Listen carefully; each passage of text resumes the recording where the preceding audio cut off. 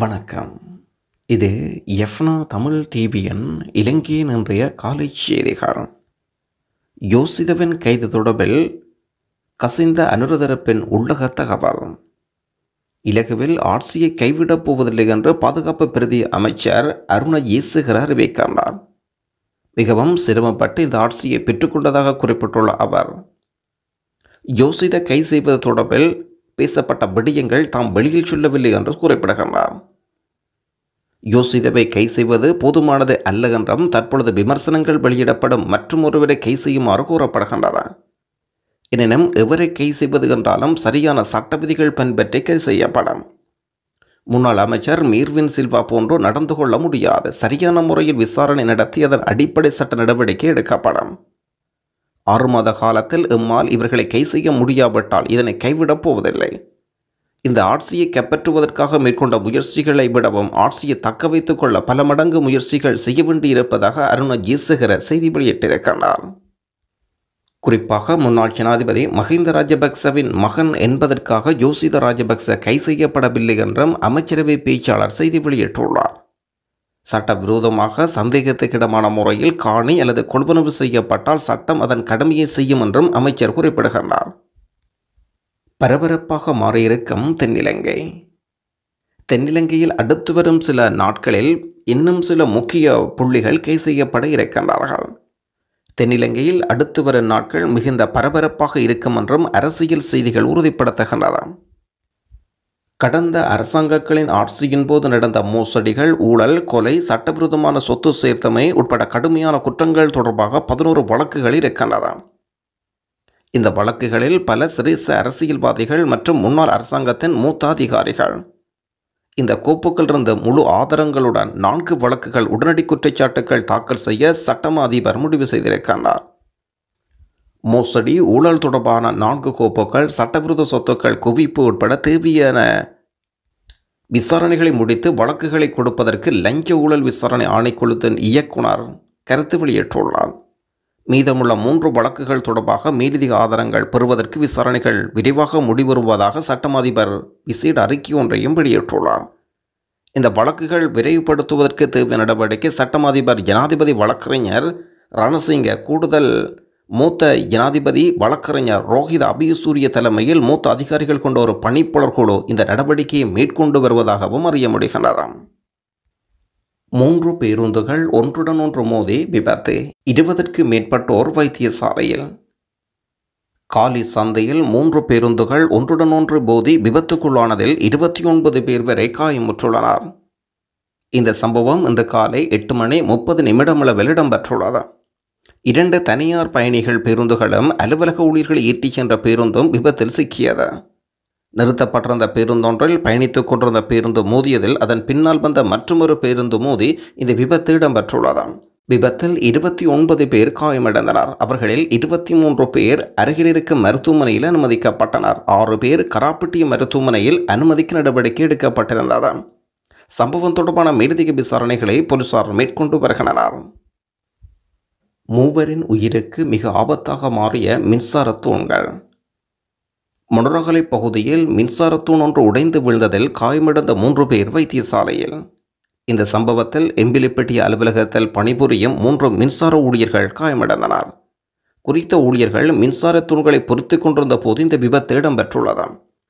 அவர்கள் ஒருவர் நிலை மிக கவலைக்கிடமாக இருப்பதாக எல்பிட்டிய மாவட்ட வைத்தியசாலையிலிருந்து கராப்பட்டிய தேசிய வைத்தியசாலைக்கு மாற்றப்பட்டுள்ளனர். ஊழியர் ஒருவர் மின்கம்பத்தின் மேல் நின்று மின்கம்பியை பொருத்திக் கொண்டிருந்த போது அந்த தூணின் நடுப்பகுதி உடைந்து தரையில் விழுந்திருக்கிறது.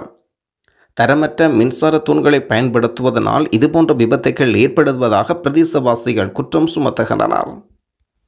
CVK சிவஞானத்தின் ஆசை நிறைவேறியது. முறைப்படி அழைப்பு கொடுக்காத முறைப்படி தமிழரசு கட்சியின் பதில் தலைவர் CVK சிவஞானம் அவர்கள் இல்லத்துக்கு சென்றார் கஜேந்திரகுமார். இனி முறைப்படி திகதி நேரம் மண்டபம் எல்லாம் ஒழுங்கு செய்து முறைப்படி நடக்கும். தனக்கு முறைப்படி அழைப்பு இல்லாமையினால் ஏற்கனவே முறைப்படியின்றி பாராளுமன்ற குழு தலைவர் ஸ்ரீதரன் கஜேந்திரகுமாருடன் கதைத்து சந்திப்பு நடக்க இருந்த வேளையில் அதனை ரத்து செய்ய வேண்டிய வந்த விடயம் குறிப்பிடத்தக்கது என்று செய்தி வெளியாகியிருக்கின்றது. தமிழ் தேசிய மக்கள் முன்னணியின் தலைவர் கஜேந்திரகுமார் பொன்னம்பலம் இன்று மாலை 5 மணிக்கு இலங்கை தமிழ்சை கட்சியின் பதுத்தலைவர் சிவஞானத்தை அவரது நல்லூர் இல்லத்துக்கு சென்று சந்திக்கின்றார். புதிய அரசமைப்பு உருவாக்கும் விடயத்தில் தமிழ் தேசிய கட்சிகளுக்கு இடையில் இணக்கத்தை ஏற்படுத்தும் முயற்சியாக பல கட்சிகளை ஒன்றிணைத்து பேசும் நடவடிக்கைகளை கஜேந்திரகுமார் முன்னெடுத்து வருகின்றார். உயிர்த்த ஞாயிறு அனர்த்தம் நாங்கள் வேறானவர்கள் அல்ல, இந்த மண்ணின் வேறானவர்கள். முஸ்லிம் பெயர் தாங்கிய தீவிரவாத சிந்தனையுடன் சஹரன் அவரது கைக்கூலிகளும் மேற்கொண்ட உயிர்த்த ஞாயிறு தாக்குதலால் ஒட்டுமொத்த முஸ்லிம் சமூகமும் தலைகுனிந்து அவமானப்பட்டதோடு அப்பாவி முஸ்லிம் சமூகம் குற்றவாளி கூண்டில் ஏற்பட்டு கேள்வி கொடுத்தப்பட்டது. அப்பாவி முஸ்லிம்கள் சந்தேக கொண்டே பார்க்கப்பட்டனர். முஸ்லிம் சமூகத்துக்கும் ஏனைய சமூகங்களுக்கும் இடையில் பெரும் இடைவெளிகளும் விரிசல்களும் உண்டான. முஸ்லிம் சமூகம் இரண்டாம் தர பெருகியாக திட்டமிட்ட இனவாத சக்திகளால் ஆக்கப்பட்டது. நின்றால் நடந்தால் பார்த்தால் எல்லாம் சந்தேக கொண்டே நோக்கப்பட்டது. வேலைத்தளங்களிலும் வெளியிடங்களிலும் பெரும்பான்மை சகோதரர்களின் பார்வை எதிர்நோக்க திராணியற்று தயங்கிய வேதனை நிறைந்த நாட்களாகவே காலப்போக்கில் இந்த எண்ணம் தளர்வுற்றாலும் முற்றாக இல்லாமல் போகவில்லை. இந்த பெரும்பான்மை எண்ணக்கருவை கேள்விக்குட்படுத்தும் ஒரு ஆவணமாக ஆங்கிலத்தில் எழுதியிருக்கின்றார் உயிர்த்த ஞாயிறு தாக்குதல் தொடர்பான நூலொன்றை. ஸ்ரீலங்கா முஸ்லிம் மீடியா போரத்தின் தலைவரும் மூத்த ஊடகவியலுமான அமீன் அவர்கள் உயிர்த்த ஞாயிறு அனர்த்தம் என்ற தலைப்பில் மொழிபெயர்த்துள்ளார். இறுதிக்கட்ட யுத்தம் முடிவற்று 10 வருடங்கள் கழிந்த போது முரண்பாடுகளற்ற சுதந்திர இலங்கை ஒன்றை உருவாக்குவதற்கான எமது நிறுவனங்களை மீண்டும் கட்டியெழுப்புவதற்கு பதிலாக பழமைமிகு இனவாத மதவாத கருத்துக்கள் இன்றும் அவ்வாறு இருந்து வருகின்றன. நாம் சட்டத்தின் ஆட்சியை நிலைநாட்டுவதற்கு தவறியிருக்கின்றோம். சட்டத்தின் ஆட்சிக்கு அப்பால் கொள்கைகளையும் பேராசைகளையும் செயற்பட்ட போது என்று ஆரம்பிக்கும் போது முதலாவது பந்தியிலேயே ராஜன் நடுநிலையான பார்வையோடு இந்த விடயத்தை ஆராய்ந்திருப்பதை அவதானிக்க முடிகின்றது.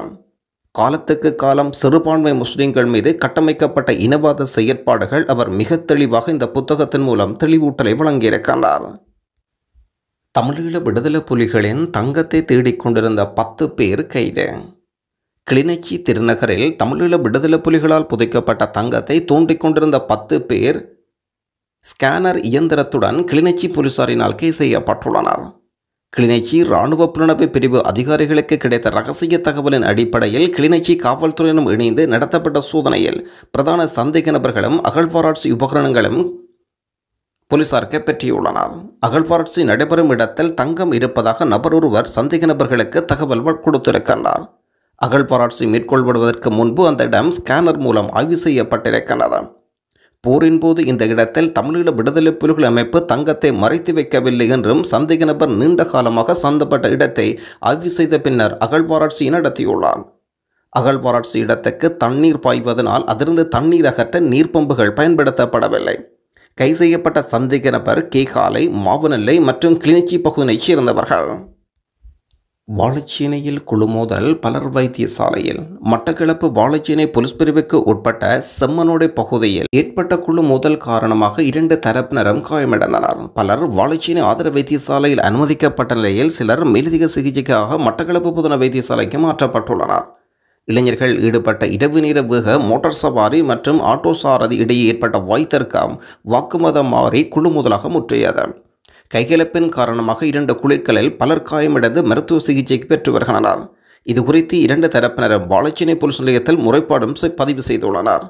பெரும் பரபரப்பை ஏற்படுத்தியிருக்கும் இந்த சம்பவம் குறித்து போலீசார் மேலதிக விசாரணைகளை மேற்கொண்டு வருகின்றனர். மிகவும் பரபரப்பை ஏற்படுத்தியிருக்கும் இலங்கையில் முதலாக தூக்கில் போடப்பட்ட நாய் மாக்குளத்தில் நடந்த சம்பவம். முல்லைத்தீவு மாவட்டம் மாங்குளம் பகுதியில் பக்கத்து வீட்டு நாய் கடித்ததில் ஒரு பெண்ணின் ஆடு உயிரிழந்திருக்கிறது. இதனால் 2 தரப்புக்கும் இடையில் பிணக்கு ஏற்பட்டு ஆட்டின் உரிமையாளர் இணக்க சபையில் புகார் கொடுத்துள்ளார். இணக்க சபை விசாரணை நடத்தப்பட்ட போது நாயின் உரிமையாளர் மிகவும் வறுமை கோட்டில் வாழும் பெண் என்பதனால் அவர் சேதத்துக்கு நட்டஈடு வழங்க இயலாது என்று தெரிவிக்கப்பட்டதை தொடர்ந்து ஆட்டின் உரிமையாளர் பெண் குறித்து நாயை தன்னிடம் வழங்கும்படி கோரிக்கை விடுத்திருக்கிறார். இணக்க சபையின் பரிந்துரை ஏற்று நாயின் உரிமையாளர் நாயை ஆட்டின் உரிமையாளருக்கு ஒப்படைத்துள்ளார். அதன் பின் பரபரப்பை ஏற்படுத்தும் வகையில் ஆட்டின் உரிமையாளர் பெண் குறித்து அந்த நாயை வளர்க்காமல் அதை தூக்கில் போட்டு கொலை செய்துள்ளார். இந்த சம்பவத்தை நாயின் உரிமையாளர் படம் எடுத்து சமூகத்தில் வெளியிட்டுள்ளார். இதனால் மாங்குளம் பகுதியில் மக்களிடையே பெரும் அதிர்ச்சி ஒன்று ஏற்பட்டிருக்கின்றது. இறந்த நாயின் உரிமையாளர் இந்த சம்பவத்துக்கு எதிராக சட்ட நடவடிக்கை எடுக்க கோரி விடுத்து வருகின்றார். மாங்குளம் மக்கள் இவ்வாறான சம்பவங்களால் இணக்க சபையின் செயல்பாடுகள் குறித்து கேள்வி எழுப்பி வருகின்றனர். குறித்த சம்பவம் தொடர்பாக அதிகாரிகள் விரைந்து நடவடிக்கை எடுக்க வேண்டும் என்றும் ஊடகங்கள் வாயிலாக வேண்டுகோள் வைக்கின்றனர். கனடா பல்கலைக்கழக விவசாய ஆராய்ச்சியாளர் பொன்னத்துரை ரவிச்சந்திர நேசன் யாழ்ப்பாணத்தில் திடீர் மரணம். யாழ் விவசாய ஆராய்ச்சி குறித்து உரையாடிக் கொண்டிருந்த ஆராய்ச்சியாளர் திடீரென மயங்கி விழுந்த நிலையில் உயிரிழந்த சம்பவம் பெரும் சோகத்தை ஏற்படுத்தியிருக்கிறது. கனடா பல்கலைக்கழகத்தில் விவசாய ஆராய்ச்சியாளராக கடமை புரியும் இவர் கடந்த 13ஆம் தேதி கனடாவிலிருந்து யாழ்ப்பாணம் வந்துள்ளார்.